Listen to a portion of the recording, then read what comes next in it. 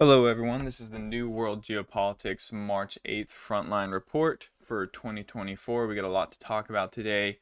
The Ukrainian towns of Ivanovka and Novomik, the writing is essentially on the wall, and they're probably going to be captured by Russian forces within the coming weeks. There's some other frontline changes, and there's actually a good bit that we need to talk about in terms of Ukraine funding that I recommend staying around for at the end. It's gonna be a little bit longer and maybe a little bit boring for some at the end. I'll go cover the frontline updates first, so those of you that want to see that can just leave after. But I highly recommend staying if you want some better insight on American politics, because the situation's pretty bad and it's probably going to get worse. So first we're going to start with the Robotny area. We have some confirmation here that the first defensive line has been completely recaptured. So that is that first initial line of Dragon's Teeth, of trenches, of fortifications that the Russians built. The Russians have, or the Ukrainians had crossed that line and breached it at one point and made big news last summer. That line has now been completely recaptured. Along with that, the Russians are still attempting to enter Robotny, although we do not have any updates on the progress in that assault. Moving on to Novomihailovka, the city center has now been captured by Russian forces, as well as the remaining large warehouse or industrial district to the south. So, I mean, really the writing is on the wall here. There remains some good defensive positions to the north, but the Russians are currently assaulting these. So, eventually, here, probably within the coming weeks, Novomihailovka is probably going to fall into Russian hands. Moving up to the Marinka area, we actually have some updates with Krasnogorovka. The Russians have managed to expand their zone of control some into the town. Looks like they're trying to cap off everything south of the railroad. A slow grinding process here. Of course, the Russians don't have any kind of flanks on Krasnogorovka, so this is kind of a straight-on assault, but since they've entered into the town, and essentially have a bridgehead, they can start moving house to house, which is, basically the hard part is done here. Once the Russians have been able to enter into these urban fights, they become a lot more even. It's breaking into the towns that's the trouble. They've also managed to capture a trench network here, just south of the railroad. All right, moving on to Avdiivka real quick. There's just a little bit to talk about in this direction. First, in Pervomaysk, the Russians have been advancing, trying to break into the city center there. All attacks trying to get into the city center have failed, but they have made some gains to the east. Now, with Orlovka, the situation here remains relatively the same. Ukraine launched a counterattack, recaptured some ground, got a foothold back into Berdichi and Tonenke, but they've lost a number of Abrams tanks in that process. At least 3 Abrams tanks plus one engineering and mine clearing vehicle that's built on an Abrams platform. Some of the propaganda out there is saying, many more, 4 Abrams plus the mine layer, or 5 or 6 Abrams. No confirmation of that. Just the 3 tanks plus the mine laying vehicle as of now. The Russians have expanded a little bit south of Orlovka, but positional battles. It looks like mainly a regrouping effort is going on over the front now. A lot of the probing attacks are over. But Russia is going to maintain pressure in these very specific zones. So moving up to Bakhmut, Ivanovska, kind of the same deal as Novomik. The Russians continue to advance. Just really, looks like about 60% of the town is under Russian control. A couple larger positions still for the Russians to take over that the Ukrainians might be able to hold out in, but a week or two, and this will probably be under Russian control, and the Russians will be able to start moving south to capture Klishchiivka. Real quick, talking about Seversk is the last point on the front line that we're going to go through. The Russians are assaulting towards Bielogorivka, have made some marginal gains. I'm kind of unsure of why this is going on here. My best guess is that the Russians plan, perhaps after Ivanovka and Klishchivka are captured, the Russians might decide to move straight north here, and they're just putting pressure on the edges in order to change the operational environment some. But that's kind of my best guess with that situation. So, this next part of the video, I believe, is very important in the context of further funding for Ukraine, for the Ukraine effort. And I think we should get over top of America here so we can see this. Um, we might get into the weeds a little bit here, and it might not seem relevant, but trust me, this all is. And if you want to better understand American politics, then I recommend sticking this out, because a lot of Europeans, and especially a lot of Americans, don't even understand American politics. So basically, looking at the current Congress and the Biden administration at a glance, it doesn't make much sense why funding hasn't passed. And furthermore, intuitively speaking, you might think, or a lot of people think, based on January 6th, 2021 Capitol riots, the general hatred for Donald Trump, that even, considering that even the election might be clear cut. And there's some questions as why people are even worried about Donald Trump, but it is not clear cut. And after hearing the State of the Union speech last night, I'm even more sure that the current administration is getting desperate and basically grasping for straws, while still, by and large, not fully understanding the problems that they're facing. So I'm going to attempt to run through some quick points here. At the end, you will see why my conclusion is essentially that the U.S. could completely drop the Ukraine war effort, or at least that it would be within internal political interest to do so. The main point is that the U.S. is internally very unstable. Author and geopolitics expert George Friedman, in his recent work, points out that the U.S. is at an inflection point in economic underproduction and institutional incompetence. So Friedman's theory is that the U.S. goes through two cycles: a 50-year economic and a 70-year institutional. So the beginning of each is a time of great boom and general stability, and the end is a time of great instability and chaos, which drives necessary changes that give birth to the following cycles. And he's based these cycles off of history, and they seem to be pretty accurate. For example, an economic cycle will begin with the profitization of a new technology, say the automobile. As the automobile developed, many companies raked in enormous profit margins and employed large workforces, right? So the economy does well overall. Competitive advantage in the marketplace was determined by the quality of the vehicle. How fast is your car? The torque, the specs, whatnot. As the technology progresses, it eventually reaches a maximum state where breakthroughs come to a minimum. Essentially, the technology has matured and all products are relatively the same. At this point, the profits shrink. More successful companies eat up the smaller ones. And the difference between, say, a Ford, a Chevy, and a Dodge were basically only cosmetic. This one has a radio. This one has automatic windows. And profit margins on cosmetic things are very small. Like you can get it in yellow. Like you're going to pay an extra couple $100 for that maybe. Prices are driven down to where profits are minimum, and speculation on car stocks drops dramatically. So you can see how, at the beginning of a cycle, you have heavy profits, heavy speculation. So GDP is driven by those two things, and then heavy employment, which is overall obviously clearly good for the economy. After technology matures and all this drops off around the 40-year mark, the last 10 years of the cycle see employment drops, factory closures, and stock losses, and general economic instability.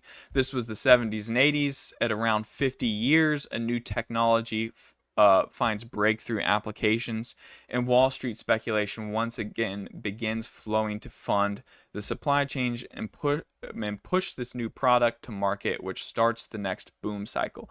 In 1980, this was the microchip. First, it went to pocket calculators, then cellular devices, and eventually smartphones. If you think about the last 5 or 6 models of the iPhone, what's the difference between them? We're coming up on the maturity of the microchip and its applications into smartphones.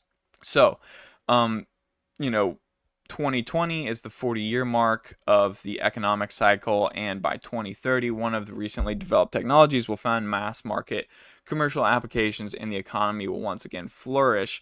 But that's 10 years from now. We're entering into the economic instability phase, where basically you see GDP growth, but it's all Wall Street speculation and stuff. It's not really based on any kind of growth in manufacturing in the US, which there is some, but not like you'd expect.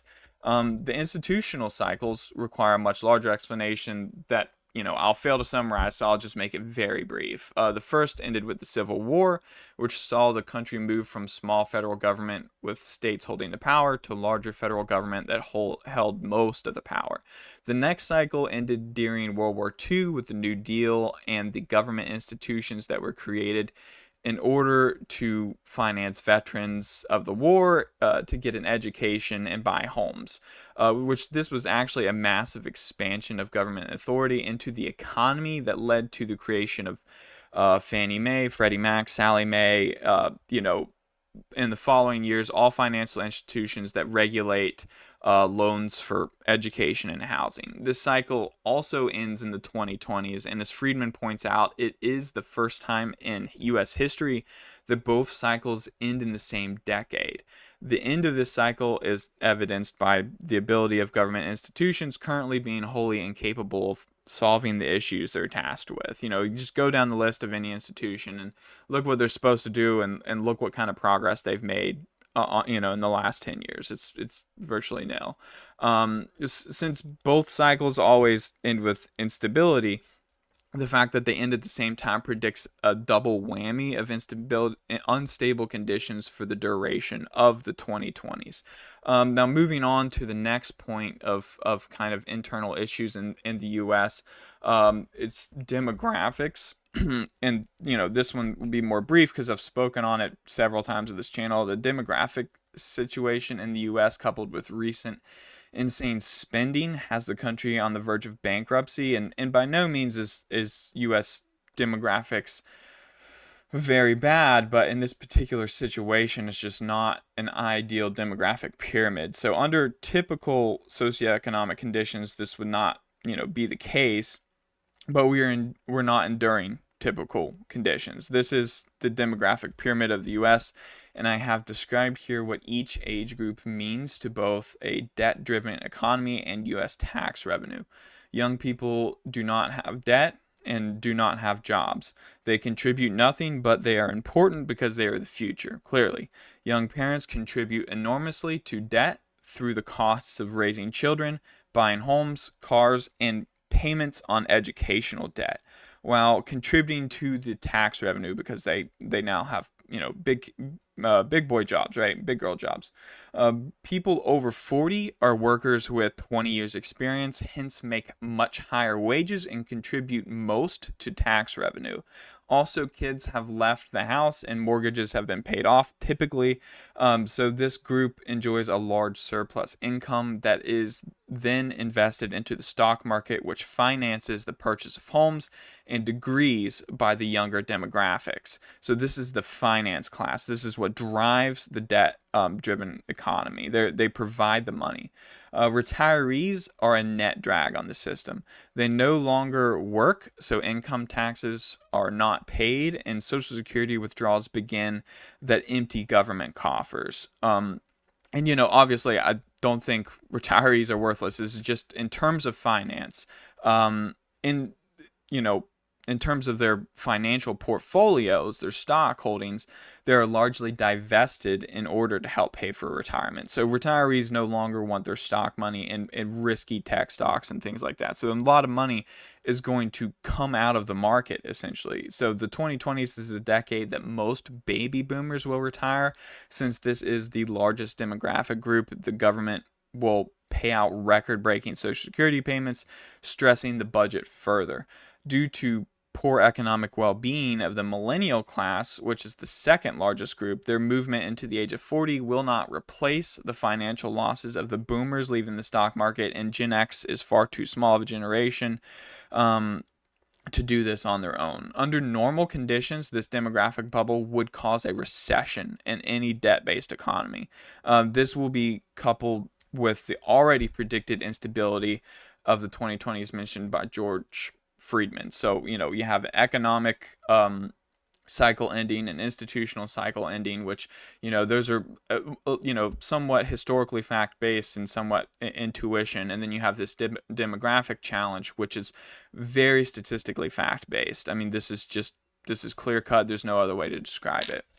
The final issue to point out is a new field of science developed by historian Peter Turchin called cliodynamics, which tries to model human behavior on a societal level through history. I've talked about this some on Twitter, and I might have already mentioned it on the channel, but I've been reading his recent book. Peter Turchin has developed a model based on two factors: elite overproduction, when a society produces too many super rich and ultra educated people and not enough elite positions to satisfy their ambitions, and then popular immiseration, when the economic fortunes of broad swaths of a population decline. Essentially, Turchin's model predicts that as elite overproduction rises, popular immiseration grows, and economic misfortunes multiply in a correlated fashion until an inflection point is reached. Once this inflection point is crossed, conditions are ripe for civil unrest and ultimately civil war. While this is a model reflecting America's inflection points, it has also been applied throughout history to the Roman, British, Russian, French, and Chinese empires. It is important to note that all cases of this inflection or point have not led to civil war. So this is not a guarantee, but they all have led to civil unrest, and by no means is this something that I'm predicting or that I want to happen, but it is notable that in almost every case where a civil war did occur, these conditions were present, and they're present today in America is the problem. So this is reflected in the current state of the country. While partisan politics appears to be at its worst, and both presidential candidates Donald Trump and Joe Biden are widely unpopular amongst the opposite party, it is notable that they're also just as unpopular amongst their own voting bases, as evidenced in this primary election process that's happened over the last 2 months. Ignoring the specific politics involved, we won't get into the weeds there. The average working non-college educated population is deeply unhappy and financially unstable, and blames this on particular candidates based on their own life experiences. And this is half of the population. Non-college educated workers have seen a drop in average wages since 1970 and a dramatic increase in living expenses, including the most critical expenses for personal stability, such as home prices, healthcare costs, and the cost of an education, which would give them the social mobility to move up in the classes. So the excuse is kind of always, well, get a college degree and you'll do better, but we're about to get into that. The other issue is exactly that: the overproduction of advanced degrees themselves, which creates a large class of college educated people which suffer the same low living conditions as the high school educated classes, because there's too many degrees and not enough jobs to fill. That's the elite overproduction of, too much ambition with not enough position. The simple fact is both parties have done nothing to solve this issue since the 1970s, and are viewed by the masses of both political bases as either being incompetent or selling out to the demands of economic elites. The current ruling class is somewhat oblivious to this issue. While it was clearly noticed in 2020, the threat of high school educated white men from middle America, they failed to notice the revolt within their own voter base from high school educated black male voters and college educated yet unemployed white voters. The current ruling class, by the most part, is dominated by the elites, with many elected officials and bureaucrats being fabulously wealthy themselves, viewing economic data that does not paint the picture of mass suffering. They see, say, a rise in GDP and low unemployment, and they think everything must be fine. And the social instability is simply partisan politics that's inflamed by misinformation on social media, for example. And you see them make this statement all the time. In reality, GDP is heavily influenced by speculation in the stock market and major corporate profits, which might be coming from employment and production overseas. So employment data does not reflect wage growth and is based on data of unemployed people that have submitted applications for jobs on a month-to-month basis. So people that have gone multiple months without submitting an application are considered out of the workforce and are not included in unemployment data. So I would highly recommend that everyone stop looking at unemployment data because it's just completely worthless. And this is something I noticed when I was getting a degree in economics. It's just pointless. The conclusion here of economically troubled populations is that if large numbers of people live from paycheck to paycheck and own nothing, they have nothing to lose. And not only does general anger and unhappiness increase, but so does the likelihood of radicalization, which explains the rise of groups like Antifa or violent Marxist groups on the left, or say oath breakers and nationalist militias on the right. So, now, I know this has been largely off topic for the Ukraine war, but since the U.S. clearly plays a large role in the war as the main supporter of the Ukrainian war effort, it is relevant to understand the internal issues in the United States. If the U.S. is facing great instability, then it doesn't bode well for foreign wars or foreign aid. Large groups of the population are struggling, and the more multi-billion-dollar donations abroad will exacerbate their anger because that's money that they want to be spent on them. And you look at both parties. I mean, the MAGA wing of the Republican Party is essentially saying, don't send money overseas. That's our tax money. Let us keep it. And then, the Democratic voter base is a little more sympathetic to Ukraine, but they're saying, essentially they want healthcare, they want different kinds of government subsidies, and they're asking for both at the same time, which just, well, we can get into that another day, but it's just not going to happen in American politics. Like, it's really tough to raise the necessary tax revenue, and the budget's already stressed. We're spending, well over $1 trillion more in tax. More in spending than we raise in tax revenue every year. So, the conclusion of both is more money needs to be spent. Less money needs to be spent overseas, or more money needs to be spent in America, and it's basically the same issue, just two different sides of the coin. Of course, much of this is predictive, but also a lot of it I'm sure you see in your day-to-day lives and your personal life. So hopefully this explains some of what we are seeing and helps you prepare and make good decisions in your personal life in the coming year. Like I said, I'm not predicting the worst. America is a pretty resilient country, and large protest movements which would accompany this kind of instability have largely been absent over the last 4 years. They're just kind of starting up this year. So hopefully that's kind of a maybe a delay on these things, or maybe it means that the worst is not the worst is behind us, but maybe it won't get too much worse. I don't know. But it is a positive sign that we didn't see big protests all the way through the last 4 years. But the main point here is that 2024 there will be a bad instability spike, and then the outcome of that is unknown, but hope for the best. Keep in mind, this is hours and hours of reading crammed into a short video, so I highly recommend, if you want to understand some of this better and you're a big reader, you should pick up these books. All right, guys, that is all from me today. Thank you for listening, and I will see you next time.